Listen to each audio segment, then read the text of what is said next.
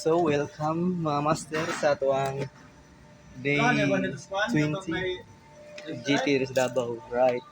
Let's go. Nag-drain din mo ko. Siya na dili ako. Nag-drain na siya ko no. Transmission oil. Itong transmission oil is maranag creamier and tastier. Biscafe, creamy one. Creamy latte. Sakto sa templa. Sa tingil-ngiga. Agay, ito na guys. Mag-isip kukuhan. So, karang guys, magbabatag transmission no. Nanap na itong master mechanic rin si Tuyozo boy. Gikay ang propeller kaya tanggalon kay magbabatag transmission. Dapat 6-wheelers siya guys, photon.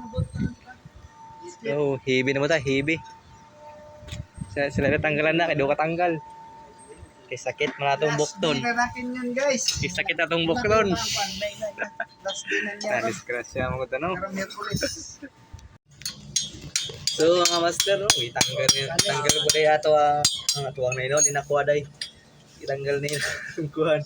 Propeller sa 4x4. So, kanina unit is na 4x4. Para makita nga na diyan transfer gate na pinakapugi na mekaniko, no?